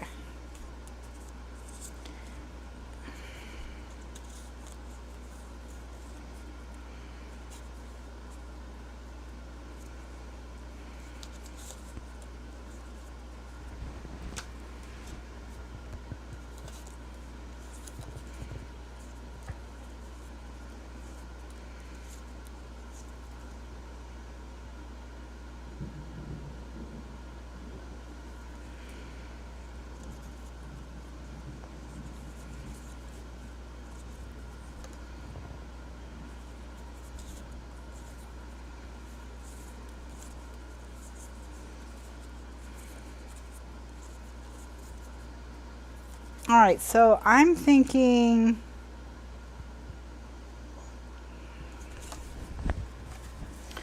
of these three, we'll put back to the books on the front, school memories on the back. We won't use school as cool. I'm going to do the alarm clock instead of the globe because I think it works better with the back to the school idea, but we can use the globe on the last one.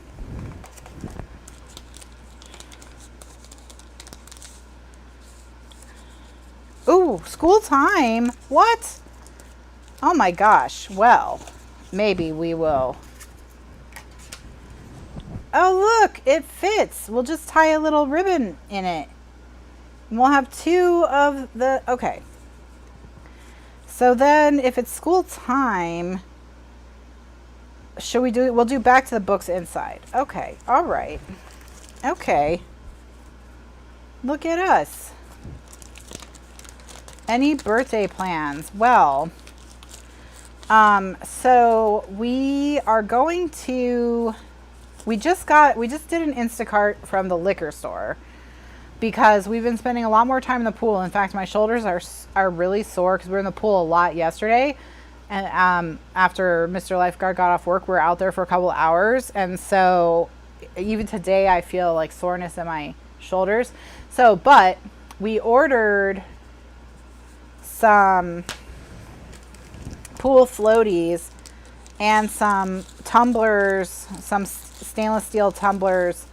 And so we've been collecting stuff to have like super relaxation in and by the pool.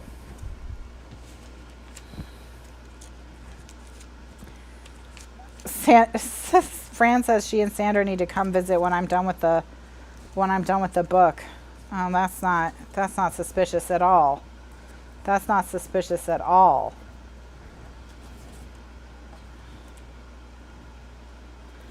You bought your float? We can just we'll just all float by the pool. And then the book will disappear at the end and everyone will be like, who knew? Who knew it would be gone? Weird.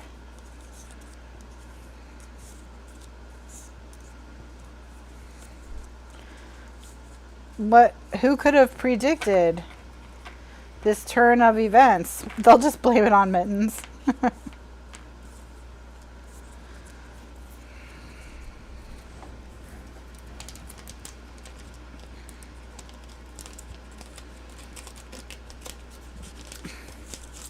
Yeah, they're only waiting till the book is done so as not to disrupt the creative process. You're right.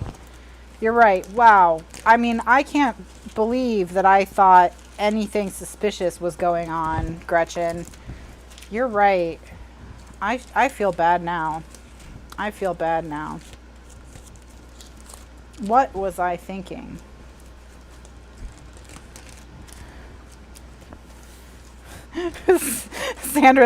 Sandra just said that she's actually laughing out loud so hard right now. So, all right, so we've got our elements. So now we just need to figure out how we're gonna design it. Oh, wait, do we need something for the back of the flap? Oh no, we put journaling spot back there. That's right. Okay. All right, so we have got our paper, or we've got our embellishments. So now we just need to work with our scraps. Let me get a sheet of the lined paper for the back.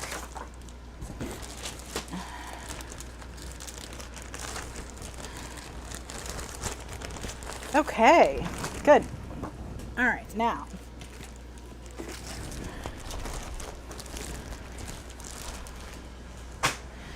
Okay, so let's start with the this flap. So I'm going to cut 3 1/4 by 4 1/4 out of that one, and then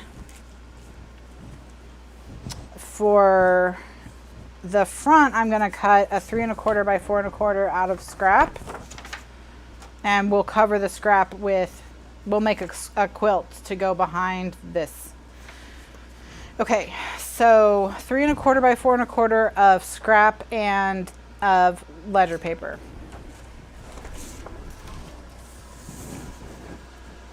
And that's going to be where we start.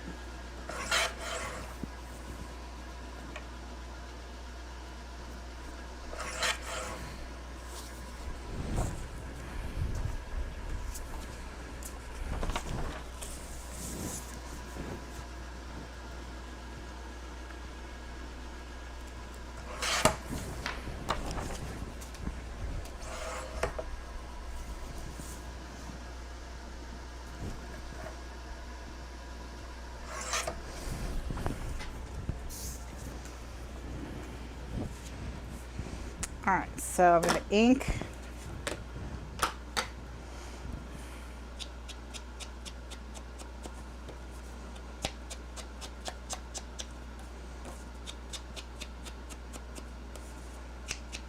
And I'm going to ink both of them.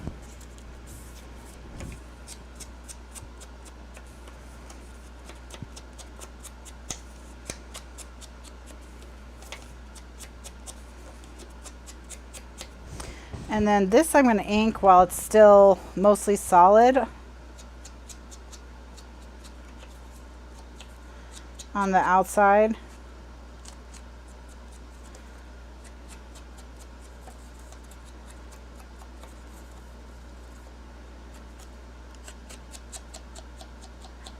Okay. Then I'm going to put tape across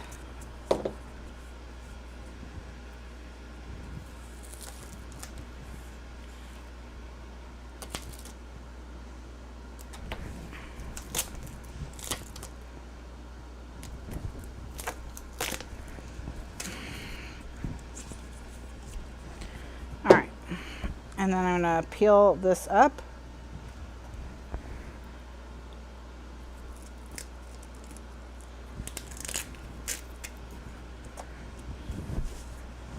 And I'm going to trace around the outside first, and then I'm going to cut out very carefully these inside pieces.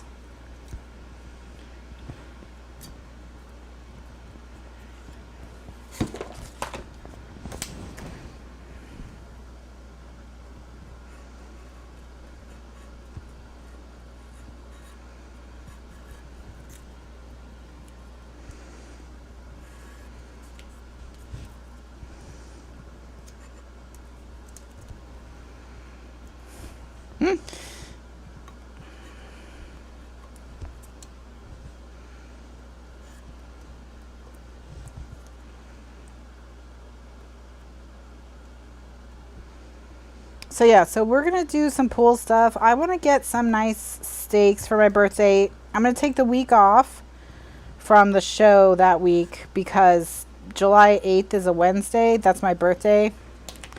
And so July 9th, I am not gonna want to be doing much probably.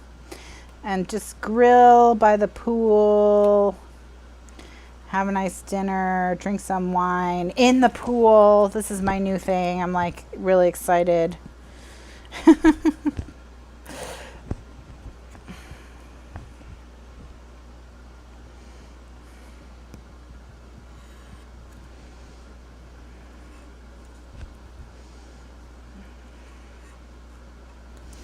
Like I can drink adult beverages in the pool now because it's a private pool.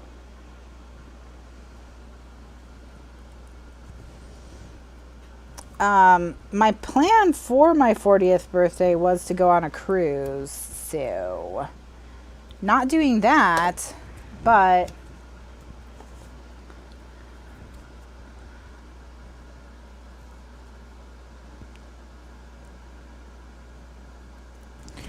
so much for my plan.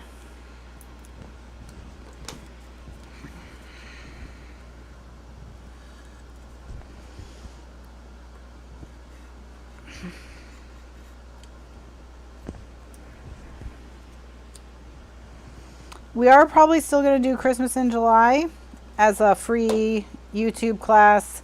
And that will probably not have a schedule. That will probably be sneaky shows. You know, do it as I feel, you know, as inspiration strikes. I do have an idea, though, for the project itself.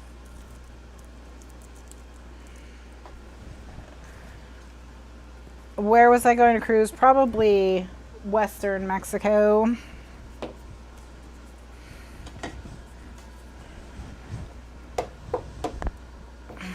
Although I do kind of want to add to my list of things to kind of plan for and save up for, to do one of those river cruises in Europe.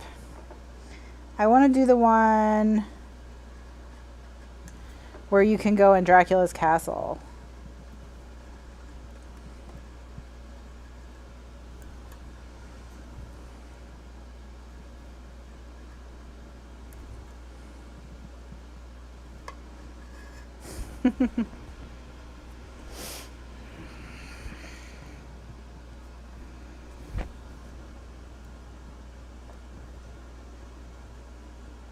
My parents did a Euro River cruise, but they would not do the one where you could go to Dracula's castle. But then it turned out to be okay because while they were on that river cruise was when Dracula's castle got overwhelmed by bears.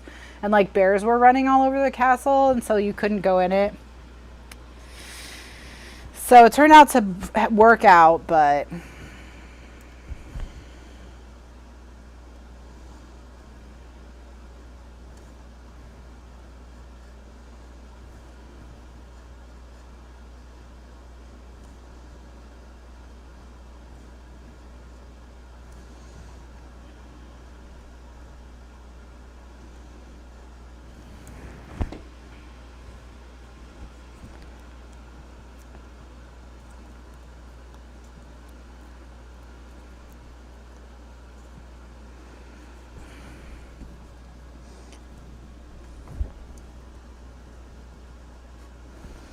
Gretchen, I heard that the river cruises are like a whole nother animal. It's more like just being in a floating hotel because most of your time is not spent on the water.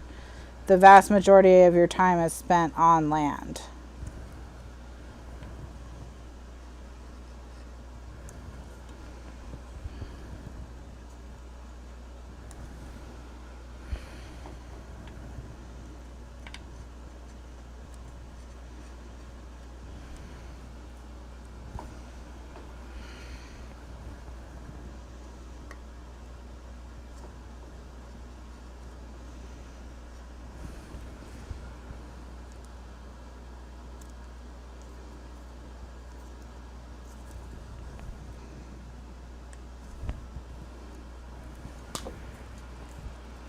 He did do a Nile cruise.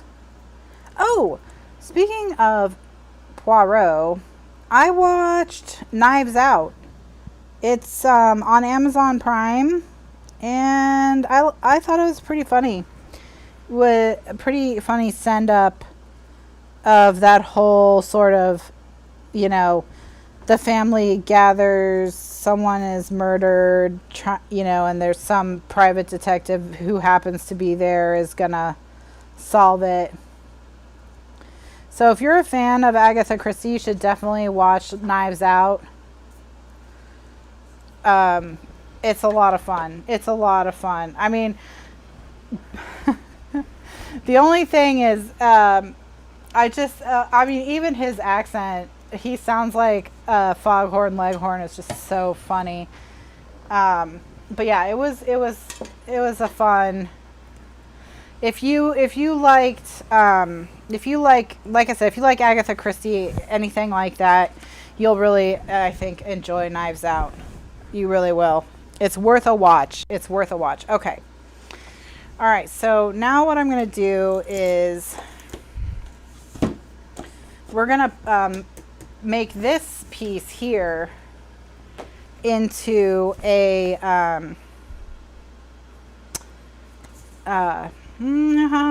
into the paper quilt. So in this case, I want my diagonal to be going this way, so it's going towards the center of the book. So I'm going to fold this bottom corner over. So you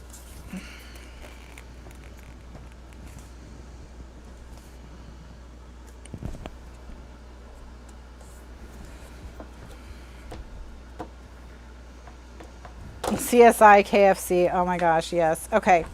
So once this is down, I line up. I'm going to line it up with one of the diagonal with one of the lines on my desk. And then I'll mark it with a pen so it's easier for me to see. Did we all find something we agree on? It's Knives Out. Yeah.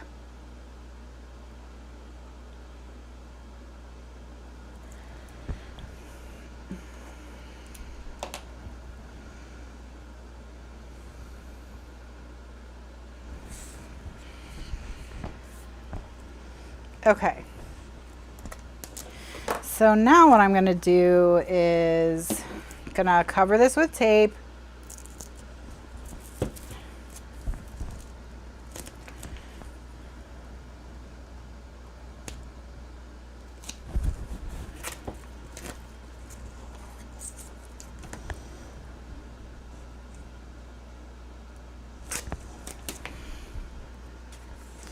And I'm going to put the tape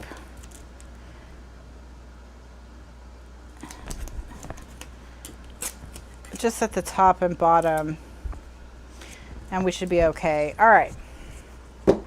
So we'll see.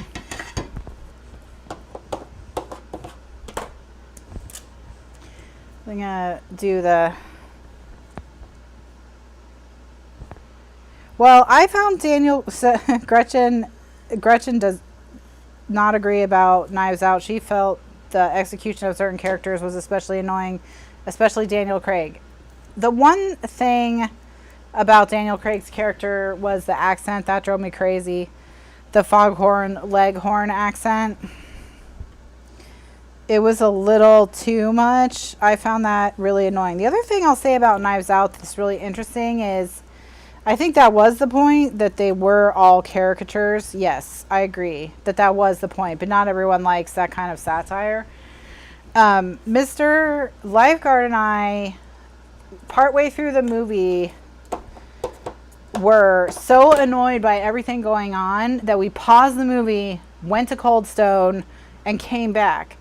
And I have to say, we picked the most perfect moment to pause the movie, because the very next thing that happened in the movie was you saw the murder. And so, and I'm not going to go into it more than that, because, I don't want to do spoilers or anything for people who haven't seen it. But that was the perfect thing because after the murder, it's a whole different movie. So we literally had like a part 1 and a part 2 with an intermission. So, all right. I'm going to get my little bag of tiny scraps and we'll make a quilt.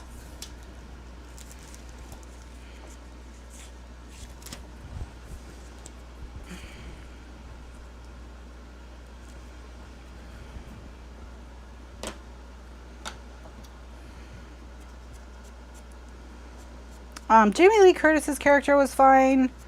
Who did I find most annoying?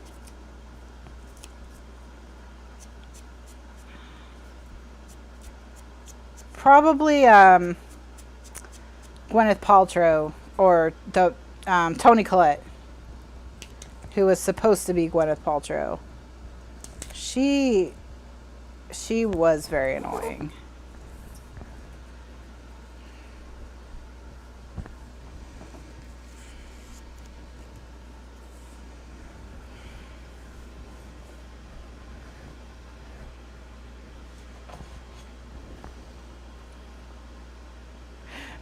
You love Tiny the way she is. You don't want any tiny scraps? Aww. Yeah, well, no, Daniel Craig was the most annoying for sure. And then I would probably say after Daniel Craig for me, it was Toni Collette's character.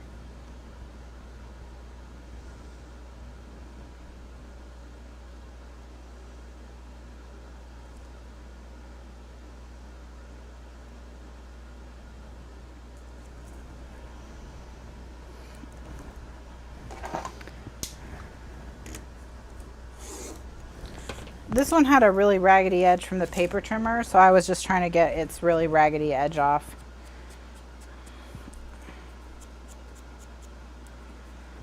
I'm going to let them be all different sizes and whatnot. But yeah, like we were not sure we wanted to finish it. So, I mean, it's definitely not a perfect film.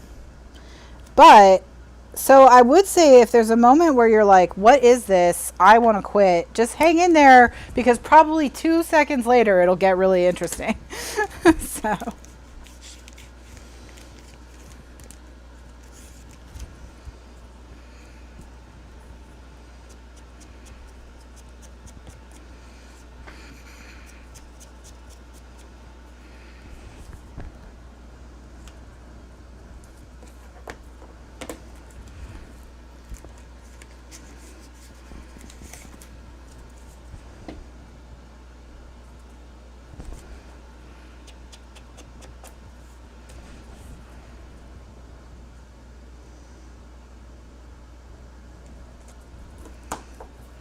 All right. So now I'm just going to trim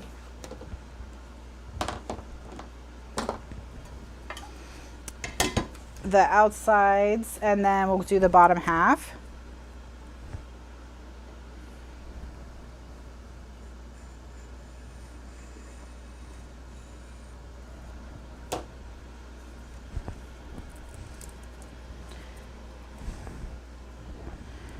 But yeah, tiny cat. There was a tiny video posted in the group chat this week, the Facebook group this week. I'm trying to remember. I wrote it in response to the Fran posted a picture of tiny cat.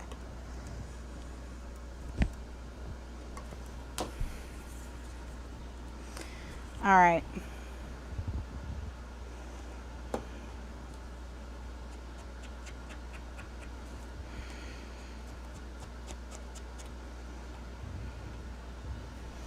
All right, so now we just have to do the bottom half here.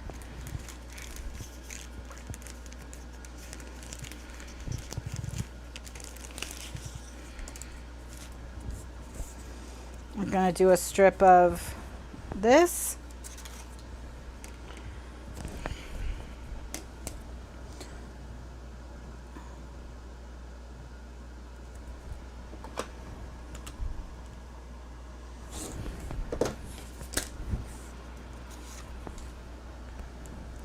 This is a little short, so I'll have to put something else in its place.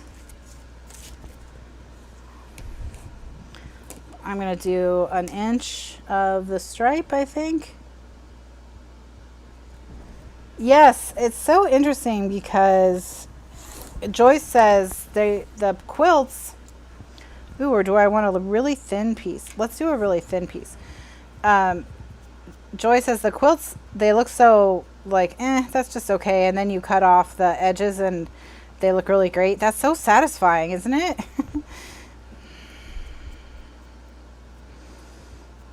I like it, stuff that's satisfying like that, where you're like,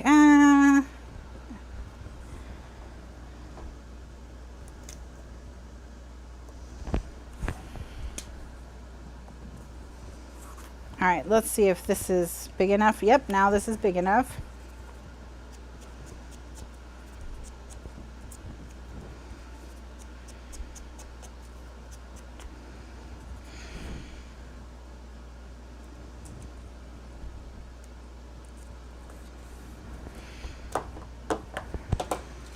All right. Let's do stars.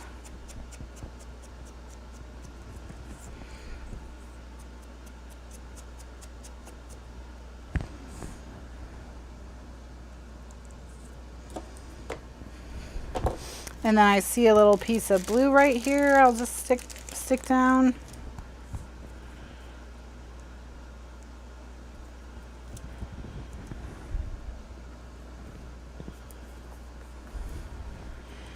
And then just a little notch of this just to finish off that corner, give it a little green spot, and then we'll trim.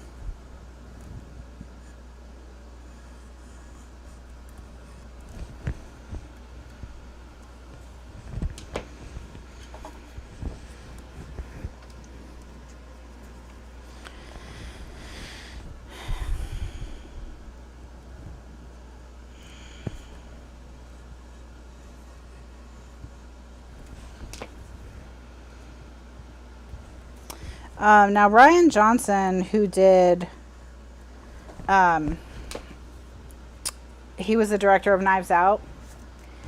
I was reading a little bit about him and saw that his first movie was Brick, and I saw Brick when it first came out. It's an independent film, and Brick is really good. I thought Brick was really good. Totally different in tone from, it's much more serious, but really, really interesting. Really interesting. Look how cute, and then how fun. Look at that. Look at that.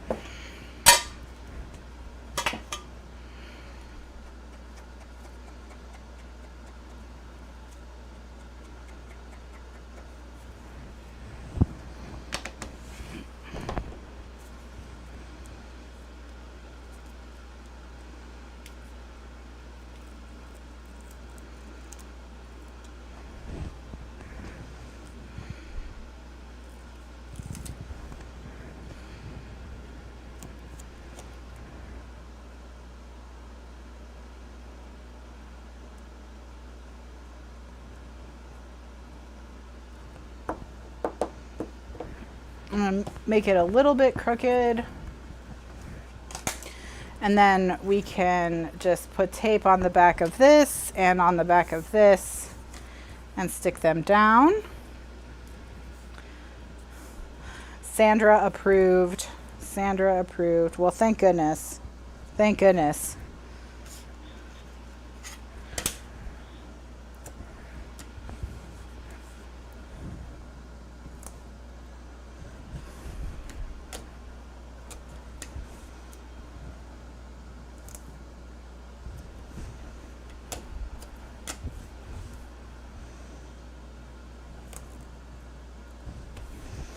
All right.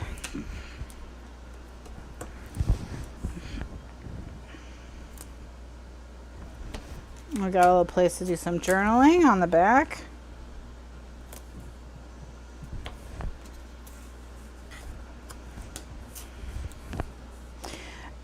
And then we'll finish this up when I get back tonight.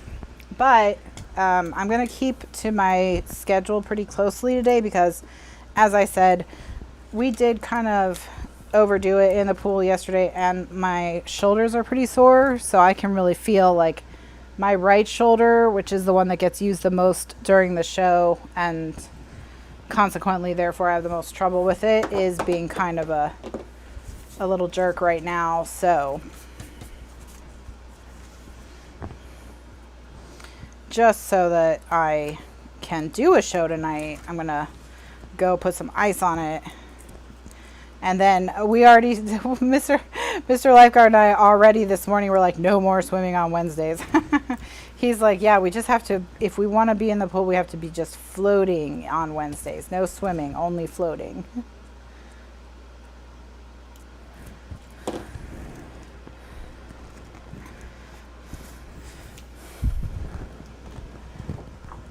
Oh. All right. Oh, look how cute it is with the black border. Look at that. Wow. Don't you love it? Love it, love it, love it. Okay.